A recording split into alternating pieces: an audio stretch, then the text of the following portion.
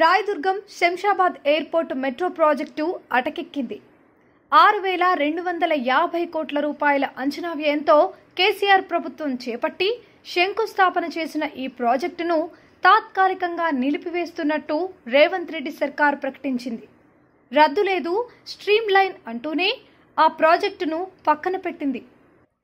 సచివాలయంలో Hyderabad metro project limited అధికారులతో CM Revanth Reddy metro విస్తరణ ప్రాజెక్టులపై సమీక్ష నిర్వహించారు. అనంతరం సీఎం కార్యాలయం నుంచి అధికారికంగా వెలువడిన పత్రికా ప్రకటనలో కేసీఆర్ ప్రభుత్వం చేపట్టిన రాయదుర్గం ఎయిర్పోర్ట్ మెట్రో ప్రాజెక్టును తాత్కాలికంగా నిలిపివేసినట్టు తెలిపారు.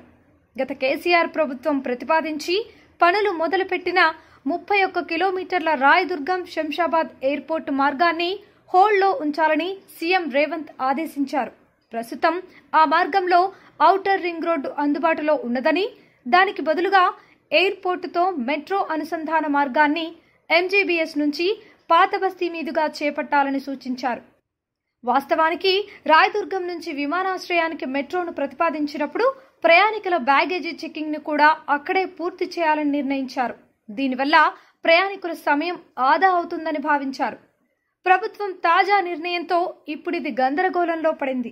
పలు విస్తరణ ప్రాజెక్టులతో పాటు పాతబస్తీ నుంచి శంషాబాద్ విమానాశ్రయం వరకు మెట్రో ప్రాజెక్టులపై సమీక్ష నిర్వహించిన సీఎం రేవంత్ 5 మార్గాల్లో 76 కిలోమీటర్ల మేర ప్రాజెక్టులను చేపట్టాలని నిర్ణయించారు.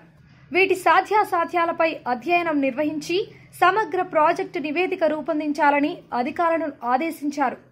మూసీని అనుసరిస్తూ నార్సింగి నుంచి తారామతిపేట వరకు అంటే ఈస్ట్ టు వెస్ట్ 40 కిలోమీటర్లు. కేసీఆర్ ప్రభుత్వం ఆమోదించిన Paradise, Kandlakoya, JBS Shamirpet double decker metro ప్రాజెక్టులపైన అధ్యయనం చేయాలని సీఎం రేవంత్ రెడ్డి ఆదేశించారు. ఇక 40 కిలోమీటర్ల పొడవున ఉన్న మూసీ తీర ప్రాంతంలో మెట్రో రైలు కారిడార్ను నిర్మించేందుకు పురపాలక శాఖ, మెట్రో అధికారులు కలిసి పనిచేయాలని, నాగోల్, ఎంజీబీఎస్ల మీదుగా మూసీ వెంట నార్సింగి నుంచి తారామతిపేట వరకు ఈ మెట్రో రైలు మార్గం అనుసంధానం అయ్యేలా ప్రతిపాదనలు రూపొందించాలని సీఎం సూచించారు. శంషాబాద్ ఎయిర్పోర్టు నుంచి శ్రీశైలం జాతీయ రహదారి మీదుగా కందుకూరు వరకు మెట్రో రైలు మార్గాన్ని నిర్మించాల్సి ఉంటుందని, దీన్ని పరిగణలోకి తీసుకోవాలని తెలిపారు. కందుకూరు ప్రాంతంలో మెగా టౌన్షిప్ నిర్మించాలన్న ప్రతిపాదన ఉందని, దానికి అనుగుణంగా మెట్రో 3వ దశను సిద్ధం చేయాల్సి ఉంటుందని పేర్కొన్నారు.